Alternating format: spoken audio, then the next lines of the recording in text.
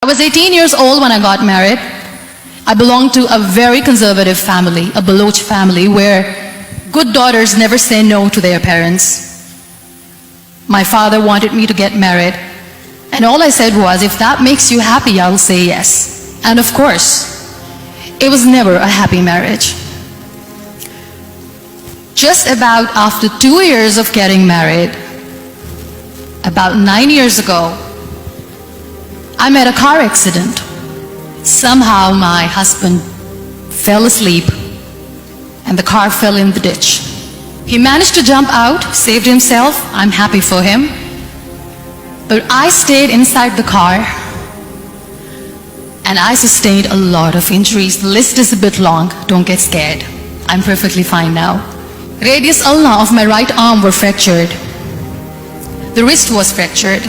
Shoulder bone and collarbone were fractured. My whole rib cage got fractured. And because of the rib cage injury, lungs and liver were badly injured. I couldn't breathe. I lost urinary bowel control. That's why I have to wear the bag wherever I go. But that injury that changed me and my life completely as a person and my perception towards living my life was the spine injury. Many people came to rescue. They gave me CPR. They dragged me out of the car. And while they were dragging me out, I got the complete transection of my spinal cord. Those 2.5 months in the hospital were dreadful. I will not make up stories just to inspire you. I was at the verge of despair. One day, doctor came to me and he said, well, I heard that you wanted to be an artist, but you ended up being a housewife. I have a bad news for you. You won't be able to paint again because your wrist and your arm are so deformed, you won't be able to hold a pen again. And I stayed quiet. Next day, doctor came to me and said, your spine injury is so bad, you won't be able to walk again. I took a deep breath and I said, it's all right. The next day, doctor came to me and said, because of your spine injury and the fixation that you have in your back, you won't be able to give birth to a child again. That day, I was devastated. I still remember, I asked my mother, why me? And that is where I started to question my existence. Why am I even alive? My mother said to me, this too shall pass. God has a greater plan for you. I don't know what it is, but He surely has. And in all that distress and grief, somehow or the other, those words were so magical that they kept me going. I was trying to put that smile on my face all the time, was hiding. It was so hard to hide the pain, which was there.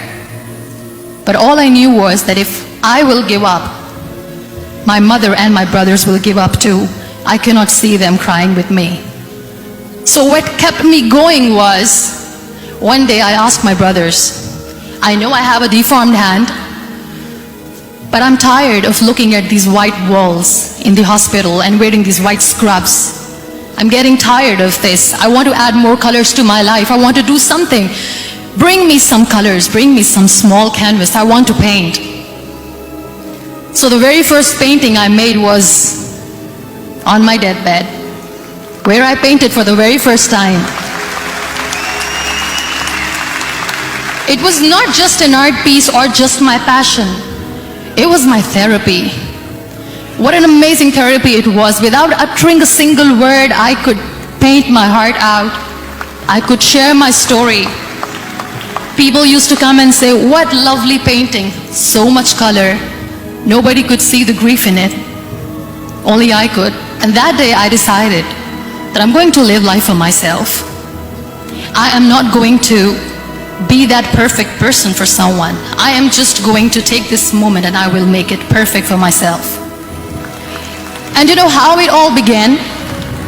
That day I decided that I'm going to fight my fears. We all have fears.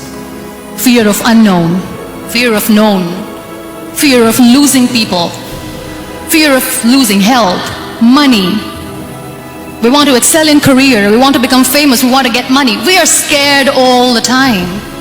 So I wrote down one by one all those fears. And I decided that I'm going to overcome these fears one at a time. You know what was my biggest fear? Divorce. I couldn't stand this word. I was trying to cling on to this person who didn't want me anymore, but I said no. I have to make it work. But the day I decided that this is nothing but my fear, I liberated myself by setting him free.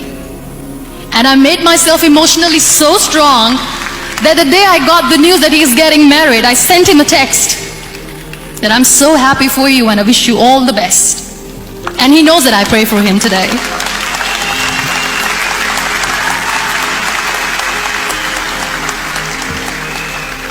My biggest fear, number 2, was I won't be able to be a mother again, and that was quite devastating for me. But then I realized there are so many children in the world, all they want is acceptance. So there is no point of crying, just go and adopt one. And that's what I did.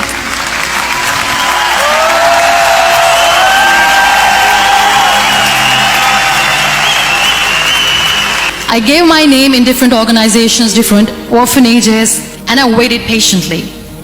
2 years later, I got this call from a very small city in Pakistan. I got a call and they said, "Are you Muniba Mazari? There is a baby boy and would you like to adopt?" And when I say yes, I could literally feel the labor pain. I said, yes, I am going to adopt him. I am coming to take him home.